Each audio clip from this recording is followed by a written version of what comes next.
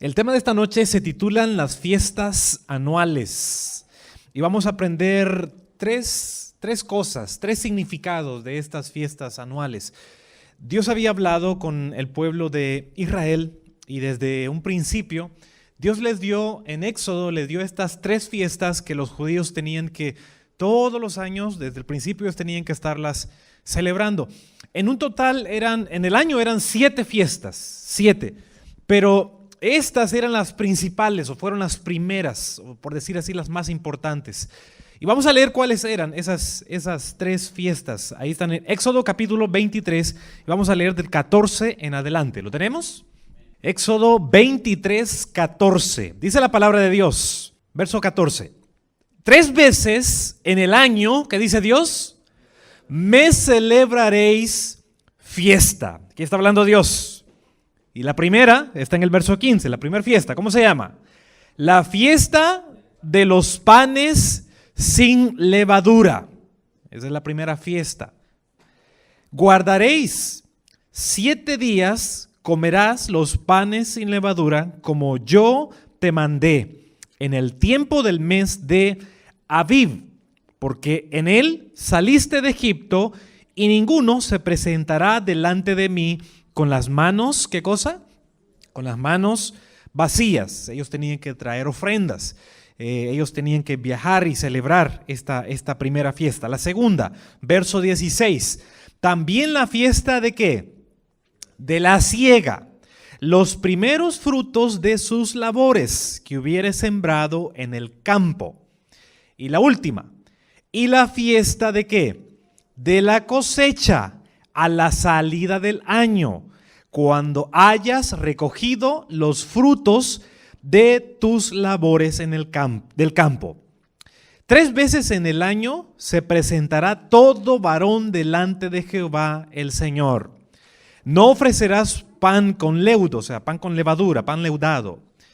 La sangre de mi sacrificio, ni la grosura de mi víctima quedará de la noche hasta la mañana, o sea, el cordero que se sacrificaba tenía que comerse en ese mismo día, no tenía que dejarse para el siguiente día. Este principio se aplica en la Santa Cena también. En la Santa Cena el pan que sobra es un pan sagrado y ese pan ya no se le da a nadie y no se guarda para el siguiente día, sino que ese pan se quema o se entierra. De aquí sale ese principio. Verso 19. Las primicias de los primeros frutos de tu tierra traerás a la casa de Jehová tu Dios. No guisaréis el cabrito en la leche de su madre.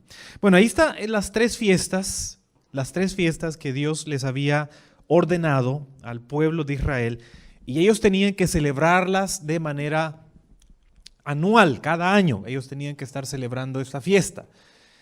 Aquí están cada una. La primera se llamaba la fiesta de los panes sin levadura, lo que ahora nosotros conocemos como la Pascua. La Pascua era un símbolo de la liberación de los pecadores del poder del pecado mediante la muerte de Cristo. En la Pascua ellos mataban un corderito y lo comían de pie. Y al mismo tiempo también los judíos comían hierbas amargas. Eso representaba cómo Dios los había sacado de Egipto. Y para nosotros representa cómo Cristo nos libró del poder del pecado. Ahora, nosotros ya no celebramos la Pascua. Nosotros en vez de la Pascua celebramos lo que se llama la Cena del Señor. El sábado pasado tuvimos eso. Celebramos por la mañana la Cena del Señor. Eso es lo que Cristo instituyó. En lugar de la Pascua se cumplió con Cristo, se cumplió con el Mesías. Él es el Cordero de Dios que quita el pecado del mundo. Él es el que murió y resucitó. Ahí murió el Cordero. Entonces ya no estamos obligados a seguir celebrando la Pascua. Lo que Cristo dice, ahora en vez de la Pascua se va a hacer lo que es la Santa Cena. Entonces esta es la primera fiesta.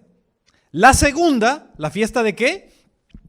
La fiesta de la siega, o sea, segar, cosechar el fruto, sacar el fruto. Esto en el Nuevo Testamento, a esta fiesta de la siega se le llama el Pentecostés. Es la misma fiesta, Pentecostés. Y conmemoraba la dádiva del Espíritu Santo en el día de Pentecostés, cuando la iglesia cosechó, ¿qué cosa? Los primeros frutos. Primero fueron 3,000, después 5,000 y ahí la iglesia está en el Pentecostés. Se recibe el Espíritu Santo, la iglesia recibe el Espíritu Santo y entonces ahí la iglesia está ¿en qué? Participando de la siega, está cosechando los frutos. El Espíritu Santo viene y entonces se derrama el Pentecostés. Son los primeros frutos, según el Comentario Bíblico Adventista, tomo 1, página 639 y según Hechos, capítulo 2, versos 1 hasta el 12.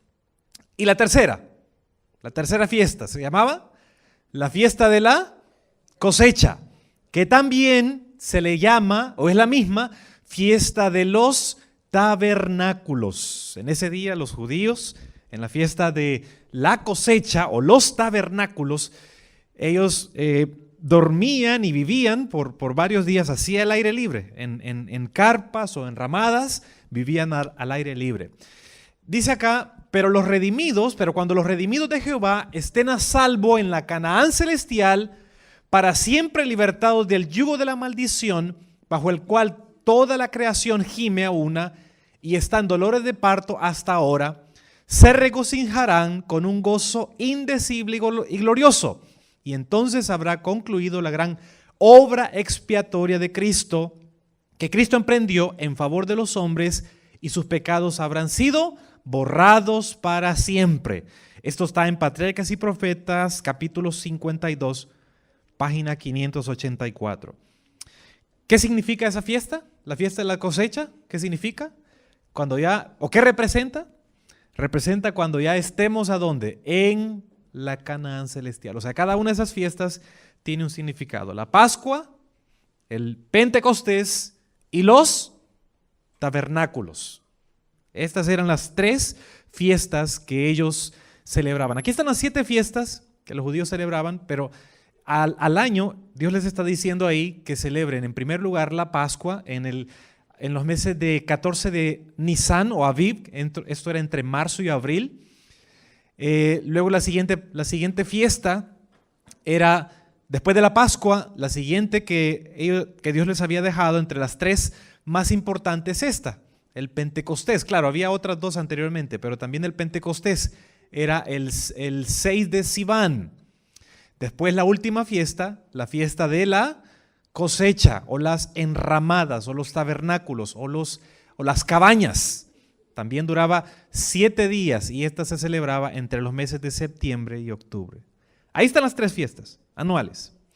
Ahora, lo interesante es de que cuando ellos celebran estas fiestas, ellos tenían que viajar. Y ahí no habían buses, no había ningún tipo de transporte. Estas fiestas se celebraron desde que el pueblo salió de Egipto, desde que Dios lo libertó. Y los primeros días, cuando ellos empiezan a celebrar, las primeras fiestas las celebraron en Silo, las primeras fiestas. Y a las últimas, a medida que se fueron avanzando y restablecieron, entonces ellos las celebraron aquí en Jerusalén, en el templo de David. Aquí celebraban ellos esas 3 fiestas. De manera que las 12 tribus tenían que viajar. La tribu de Rubén, Manasés, tribu de Dan, Efraín, Simeón, todos tenían que viajar y tenían que ellos viajar a pie, o sea, caminando hasta Jerusalén. No habían buses, no había taxi, no habían aviones, no había carros, todo era caminando. ¿Y cuál era el problema de ese viaje? Mire lo que dice acá, verso 25. Verso 25. Éxodo 23, léalo conmigo, 23 vamos a leer. Dios dice acá, porque mi ángel irá delante de ti y te llevará a la tierra, y ahí están, ¿quiénes son? Amorreos, Eteos, Jereseos, Cananeos, Heveos, Jebuseos. ¿Quiénes son esos? ¿Son buena gente o mala gente? ¿Quiénes eran? Eran todos los enemigos del pueblo de Dios. Todos los enemigos del pueblo de Dios. Es como que digamos ahora la Mara MS, la Mara 18, la Mara de los Zetas. Y los judíos, el pueblo de Dios, tenía que ir 3 veces, todos los años, 3 veces cada año, caminando y pasar en medio de esos grupos así violentos. Pero hay algo interesante aquí. Dios garantizó, ¿qué cosa? Su protección. Cada vez que ellos iban a celebrar estas fiestas, Dios les había garantizado su promesa. Y lo dice acá el verso 20. He aquí yo envío, léalo conmigo, Éxodo 23:20. He aquí yo envío mi ángel delante de ti para que te guarde, ¿a dónde? Mire qué lindo, el pueblo está viajando 3 veces al año para celebrar Pascua, celebrar los tabernáculos y celebrar también la otra fiesta. ¿Cuál era? La fiesta del Pentecostés. Y pasaban en medio de pueblos peligrosos. Pero la promesa de Dios es: mi ángel va delante de ti y él guardará, ¿qué cosa? Él guardará tu camino. Vea qué promesa más linda. Y algo más, en el verso 34, léalo conmigo. Adelántese un poquito ahí en Éxodo, vamos al capítulo 34 ahora. Éxodo 34 y leemos el verso 24, léalo conmigo. Éxodo 34, 24, ¿lo tenemos? Dice, Dios está hablando acá: porque yo arrojaré a las naciones de tu presencia. ¿Cuáles naciones? Las que acabamos de leer, ¿verdad? Jebuseos, heveos, filisteos, cananeos, toda esta gente violenta que eran idólatras, que no amaban a Dios, que sacrificaban niños recién nacidos, los quemaban al fuego, que tenían ídolos. Dios está diciendo: yo los voy a proteger. Yo arrojaré a las naciones de tu presencia y ensancharé mi territorio, y ninguno codiciará tu tierra cuando subas para presentarte delante de Jehová tu Dios. ¿Cuántas veces? 3 veces al año. 3 veces al año todo el pueblo de Israel, todo el pueblo, todas las tribus se reunían aquí y Dios estaba ahí cuidándolos. Hoy es una noche especial y yo creo que por eso varios no vinieron, porque hoy el presidente de los Estados Unidos da su discurso, le llaman el Estado de la Unión. Cada cierto tiempo los presidentes en este país hacen ese discurso, el discurso de la unión. Ellos se reúnen y ahí hablan de cómo está el país. El primer discurso lo dio George Washington el 8 de enero de 1790. Y ese discurso no fue aquí en Washington, fue en Nueva York. En aquel entonces, en 1790, esa era la capital provisional que George Washington había arreglado. Así es que ahí es donde él dio el primer discurso del Estado de la Unión. En estas reuniones, ahí están todos los poderes, ahí está todo el Congreso reunido. Ahí está el presidente, el vicepresidente, ahí están todos. Y estaba viendo un reportaje bien interesante que me llamó la atención. ¿Qué pasaría si todos los dirigentes que están ahí, qué pasaría si de repente hay una bomba y mueren todos? ¿Qué pasaría con este país? Dejaría de existir, muere el presidente, el vicepresidente, ¿y qué ocurriría con este país? Bueno, ellos son bien organizados, esta nación es bien organizada. Y en esa reunión siempre eligen a uno, que es el que continuaría, el que quedaría como presidente. Y ese uno no va a la reunión. El presidente va a estar hablando, no sé si ya empezó, pero esta persona no está en esa reunión, sino que está en alguna parte de este país y está escondido. Si ocurriera un accidente ahí en el Capitolio y si todos muriesen, hay una persona que está reservada para él levantarse y él sería el presidente. Esta persona ha sido seleccionada, él sería el presidente y así la democracia y este país seguiría adelante. ¿Están todos reunidos ahí? Pero hay un plan B. Algo similar ocurría aquí. En Jerusalén estaban todos los hijos de Dios, todas las 12 tribus.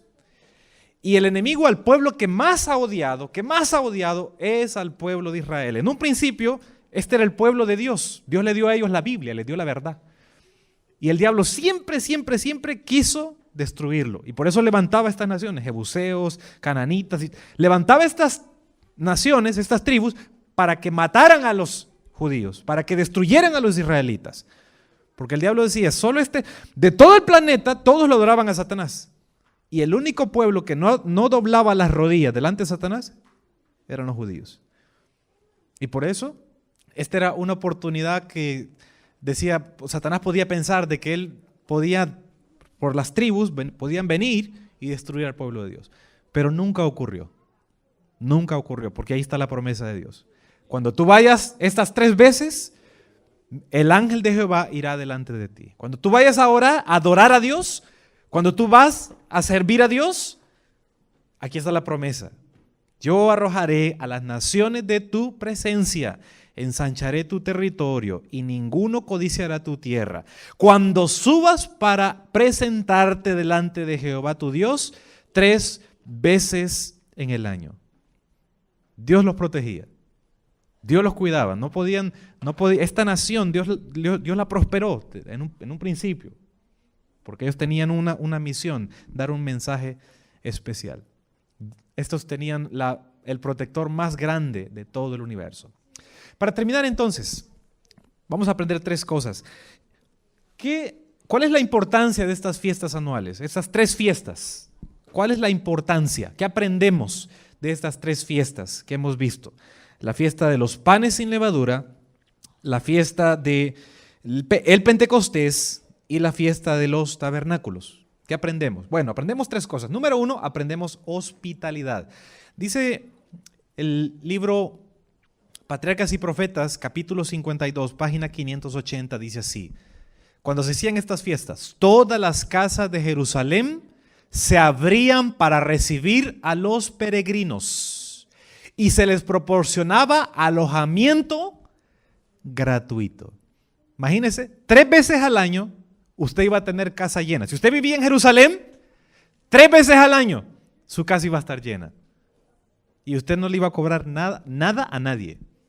La gente venía y usted le daba comidita. Y la gente venía ¿de dónde? Venía de todos los alrededores. Venía caminando con los pies polvosos. Venían a adorar, venían a celebrar a Dios. Y las personas abrían sus hogares y entonces participaban ¿de qué? De la hospitalidad.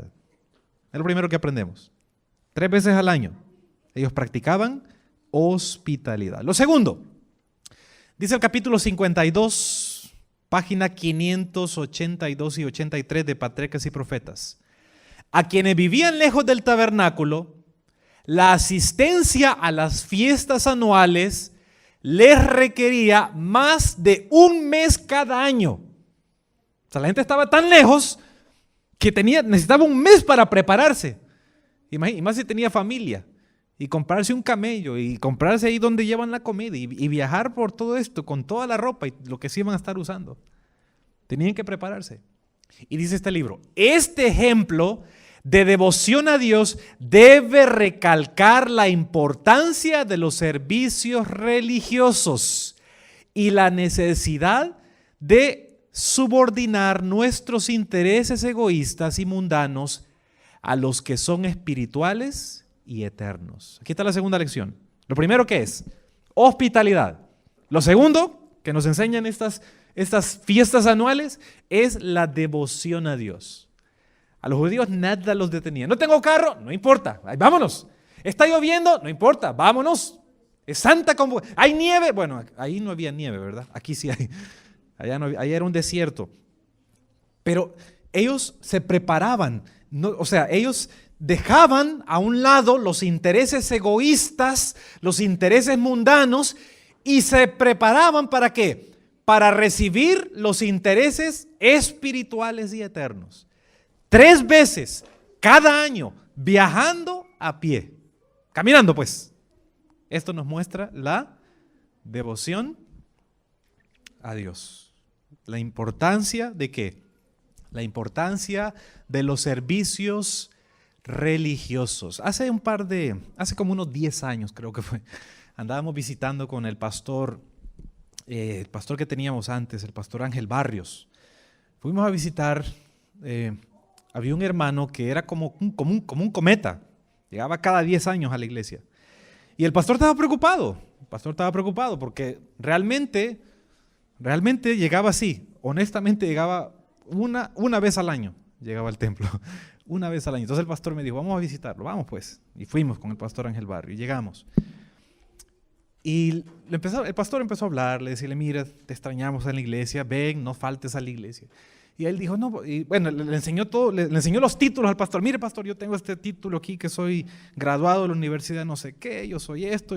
Bueno, está bien. Después el pastor le dijo, mira, Cristo viene pronto, prepárate, no te quedes, no faltes a los servicios religiosos, no faltes a los cultos. Y me llamó la atención la respuesta de este hermano. Este hermano le dijo así al pastor, mire, pastor, yo soy un soldado y yo no necesito ir a la iglesia, yo aquí estoy luchando aquí en mi casa, yo oro aquí en mi casa con mi esposa y yo aquí me quedo solito, pastor, y yo no soy un soldado. Ustedes trabajan allá, ustedes sirven allá en la iglesia, luchan allá, yo lucho aquí como un soldado, él solito. Qué tremendo, dije. Y de verdad que nunca más volvió a la iglesia. Nunca más. La última vez que lo vi fue para un día de acción de gracias. Fue la última vez que lo vi. Ya nunca más no lo volví a ver, no sé. Y no llegaba a la iglesia. Hay gente que tiene esa mentalidad. Hay gente que solo 2 veces va a la iglesia. 2 veces, cuando se casan y cuando se mueren. Nada más. 2 veces van a la iglesia. Se están casando y ahí están en el templo. Y se mueren, ahí los velan en el templo. 2 veces van. Y este hermano tenía esa mentalidad. No mucho le traía. No tenía este principio. El principio de la devoción a Dios. Estas fiestas anuales nos enseñan que debemos tener devoción a Dios. El Camino a Cristo dice, esto debe ser nuestro primer trabajo. La devoción a Dios. Y lo tercero que aprendemos de estas fiestas anuales es koinonía. ¿Y qué significa eso de la koinonía? Esta es una palabra griega. Koinonía significa la hermandad. A eso se refiere. La koinonía se refiere a esa amistad entre hermanos. Dice este mismo libro, Patriarcas y Profetas, capítulo 52, página 582. Dice así: sufrimos una pérdida si hacemos caso omiso del privilegio de reunirnos para fortalecernos y alentarnos los unos a los otros en el servicio de Dios. ¿Qué dice ahí? ¿Qué tenemos nosotros cuando no nos reunimos, cuando no nos congregamos? ¿Qué dice? Sufrimos una pérdida cuando no estamos reunidos. Entonces, ¿para qué son las reuniones? Las reuniones son para fortalecernos y para alentarnos los unos a los otros. Por eso son los testimonios. Cada testimonio que escuchamos da gloria a Dios, exalta a Dios, pero también nos llena de ánimo. Porque vemos cómo Dios está guiando, cómo Dios está fortaleciendo a otra persona. Y sabe que cuando a veces escuchamos los testimonios, los problemas de nosotros se hacen como pequeñitos. Escuchamos las situaciones que otra gente está enfrentando. Y estamos en eso. Las reuniones son para fortalecernos y para alentarnos. Si no nos reunimos, tenemos una pérdida. Y eso le pasaba a este hermano. Dice, no, yo soy un soldado, pero yo no me congrego, yo no voy a la iglesia. Hay una pérdida. Las verdades de su palabra pierden su vigor e importancia en nuestra mente. Cuando dejamos de ir a la iglesia, cuando dejamos de congregarnos, ya la Biblia ya no nos interesa. Nuestro corazón deja de sentirse iluminado y elevado por la influencia santificadora y decae nuestra espiritualidad. Cada culto que faltamos a la iglesia, ¿nos ayuda o nos empeora? Nuestra espiritualidad, ¿qué cosa? Hay excepciones, hay veces que uno está bien enfermito y no puede venir y está bien. Uno no quiere pasar el virus a toda la iglesia. Pero por lo general, cuando uno quiere venir a la iglesia, cuando hay un culto, siempre el diablo se rebusca para que uno no venga. Se rebusca, le mete cualquier cosa en la mente. Mira que está frío, mira que te duele aquí. Y a veces hay casos que cuando a uno le duele y ya cuando llega aquí se le quita el dolor. Entonces digo, oye, es un demonio entonces. De verdad que es un demonio. Yo he leído, la Biblia habla de demonios que mantenían a la gente así ajorobada. Entonces hay demonios que pueden montarse encima de una persona para que no vaya a la iglesia. En nuestro trato mutuo, como cristianos, sigue diciendo este mismo libro, en nuestro trato mutuo como cristianos, perdemos mucho por carecer de simpatía hacia otros. Cuando venimos a los templos, cuando nos reunimos, siempre es bueno ofrecer, aunque sea un ray a una persona. Venite, hermano, te voy a llevar a la iglesia. Venite, mira, o sea, ayudar, decir, como decía el Salmo, yo me alegré con los que me decían, con los que me invitaron, a la casa de Jehová iremos. La gente que te invita a una cantina, no le hagas caso. Pero la gente que te invita a la iglesia, dice el Salmo, alégrate, alégrate. En nuestro trato mutuo como cristianos perdemos mucho por carecer de simpatía hacia otros. Cuando, ¿sabe? Este mundo nos hace individualistas y esa es una situación que nos aleja de los demás. Individualista quiere decir, no me interesa, si otro tiene necesidad no me interesa, lo que me interesa es que yo estoy salvo y que yo voy a la iglesia, eso me interesa. Ese es ser individualista. En la Biblia, de esta fiesta, nosotros aprendemos koinonía, no ser individualista, sino pensar en los demás, pensar en un principio que Jesús enseñó, simpatía hacia los demás. Esto Jesús lo enseñó. El método de Cristo. Cristo se acercaba a la gente, suplía sus necesidades, sentía simpatía por ellos y al final les decía, sígueme. Este es un principio de Cristo, la simpatía. El que se encierra en sí mismo no ocupa la posición que Dios le asignara, o sea, el que es individualista. Solo dice, solo yo vengo a la iglesia, yo solito, y se encierra en sí mismo, no ayuda a los demás. Dice, este no ocupa la posición que Dios le asignara. Todos somos hijos de un solo Padre.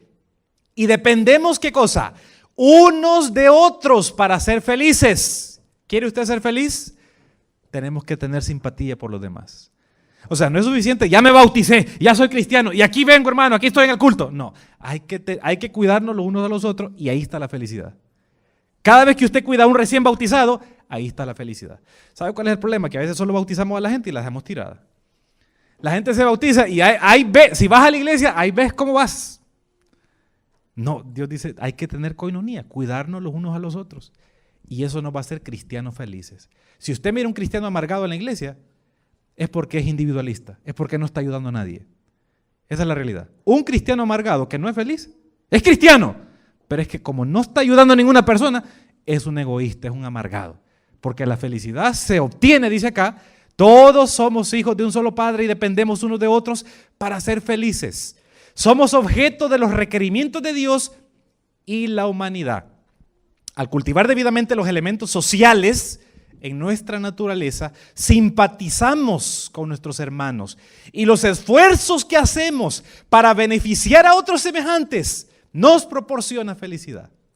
Qué lindo, qué lindo. A mí me llamó la atención esto. Wow.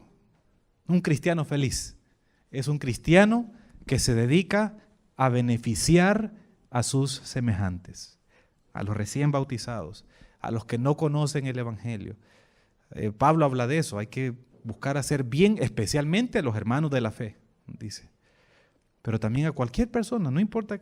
A veces uno dice, pero es que mire, ese ya es cristiano, ese es adventista, ese ya sabe. Pero nos necesitamos unos de otros. Aunque ya sea cristiano de 20 años, aunque ya sea adventista de 20 años, nos necesitamos unos a los otros. Y cuando ayudamos a otra persona, aunque ya sea un adventista, aunque sea de otra congregación, aunque sea de otra religión, pero cuando nos ayudamos unos a otros, el resultado es felicidad. Un cristiano feliz es el que se interesa en los demás.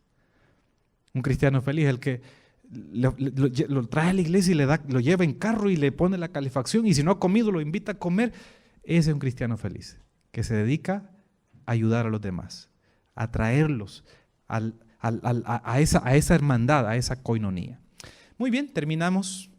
¿Qué debemos hacer entonces? Bueno, voy a contarles un último relato. Este fue de un pastor que fue a visitar a una hermana. Esta foto no es, ella no es, sino que es una ilustración. Ella no es. Este pastor fue a visitar a la hermana porque la hermana tenía tiempo de venir a la iglesia. Tiempos tenía, no iba. Entonces cuando el pastor fue un sábado y vio que la hermana estaba ahí en la cocina ahí, haciendo sus tamalitos, su sopita ahí.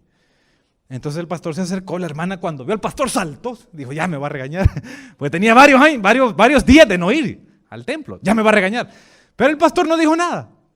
Dice la anécdota que el pastor lo único que hizo es que se acercó, agarró un tizón, un pedacito de madera, del fuego, todos unidos estaban encendidos. Agarró un tizón, lo sacó y lo puso así a un lado del fuego. En el momentito que el pastor sacó el tizón, El tizón estaba rojito, cuando salió del fuego estaba rojito. Pero con el tiempo se puso negro, negro, negro, negro, negro y le empezó a salir un montón de humo. Entonces la hermana le dijo, ya entendí, pastor, el otro sábado voy a estar en la iglesia. Estos son los cristianos, estos somos nosotros. Unidos hacemos un fuego. Unidos está el Espíritu Santo. Separados, ahí nos vamos apagando. Nos necesitamos unos a otros. Entonces, 3 cosas aprendemos: hospitalidad, devoción a Dios y koinonía. Esas son las 3 lecciones que nosotros tenemos. ¿Qué debemos hacer? Dice la palabra de Dios, Hebreos 10:25, no dejemos de congregarnos como algunos tienen por costumbre, sino exhortémonos, o sea, hablemos al que ve que no viene, del hermano, ¿qué pasó? ¿No llegaste? ¿Tuviste frío? Sí, hermanito, no te preocupes, ahí está mi carro, te doy un abrigo, te doy un suéter, te doy un chocolatito, pero vamos, no te quedes. Exhortémonos, tanto más cuando veáis que aquel día, ¿qué cosa? Cuando veáis que el día se acerca, se refiere a la segunda venida de Cristo. Vamos a orar, pongámonos en pie, el tiempo se fue. Vamos a cerrar los ojitos, vamos a orar. Mi Dios y Padre que estás en los cielos, nos has hablado en esta hora, mi Dios, por medio de tu palabra. Hemos estudiado estas 3 fiestas que tu pueblo en un principio las celebraba, mi Dios. Estas fiestas tienen un significado, tienen un simbolismo y para nosotros también tienen un valor. Representa la Pascua, el Pentecostés y la fiesta de los tabernáculos, donde muy pronto estaremos contigo en la Canaán celestial, celebrando esta fiesta, la fiesta de los tabernáculos. Mi Dios, gracias por tu protección, porque así como tú cuidabas a tu pueblo cada vez que te iba a servir 3 veces al año, tú siempre lo cuidabas.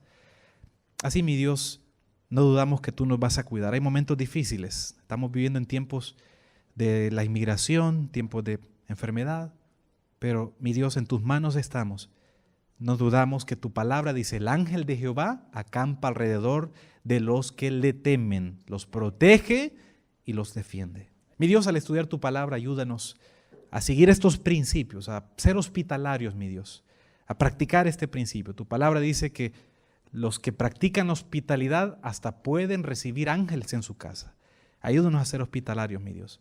Ayúdanos cada día a tener devoción, a practicar la devoción, a ponerte a ti en primer lugar, el estudio de la Biblia, la oración, la devoción matutina, mi Dios, que podamos practicarla. Y ayúdanos a vivir en koinonía, tu iglesia, a cuidarnos los unos a los otros. Ayúdanos, mi Dios, a no ser egoístas, a no ser individualistas. Ayúdanos a apreciarnos, a cuidarnos, porque la única forma de ser feliz es sirviendo a los demás. Pon tu espíritu en nuestra vida, mi Dios, y transfórmanos. En el nombre de Jesús, amén.